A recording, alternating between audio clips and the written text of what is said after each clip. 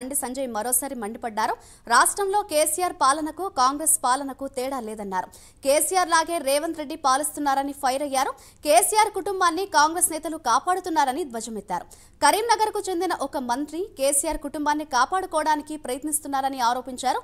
Phone tapping కేసును తెలంగాణ ప్రభుత్వం ఎందుకు పక్కన పెట్టిందని ఆయన ప్రశ్నించారు. కాంగ్రెస్ బీఆర్ఎస్ నేతలు కలిసి ఫోన్ ట్యాపింగ్ కేసును నీరుగారుస్తున్నారని మండిపడ్డారు. ఇంత ఘోరం అంటే ఈ మధ్యన ఒక పోలీస్ అధికారి నాకు వచ్చాడు. వచ్చి పోలీస్ ఆయన చెప్పిన ప్రకారం సరే ఈ ఫోన్ ట్యాపింగ్ అనేది ఈ పార్లమెంట్ ఎన్నికలప్పుడు జరిగింది కాదు, ఇది అసెంబ్లీ ఎన్నికలప్పుడు జరుగుతూ ఉన్నది. దీనిలో ప్రధాన నీ ఫోన్ ట్యాప్ కూడా నీ ఫోన్ కూడా ట్యాపింగ్ చేసారు.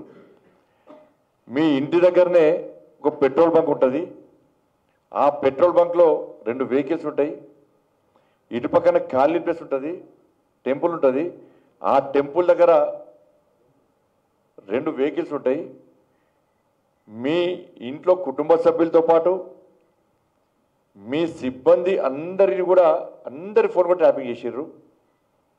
ఎట్లా చేస్తారు అంటే నా ఫోన్ నెంబర్ సంబంధించి ఇంకో డబుల్ సిమ్ ఇంకో సిమ్ తీసుకొని ఇజ్రాయెల్ టెక్నాలజీతో దీన్ని పూర్తిగా ఫోన్లు వినే అవకాశం ఉంది కాబట్టి దాని ద్వారా ఇది జరిగింది. అందుకే 317 జీవో అప్పుడు కానీ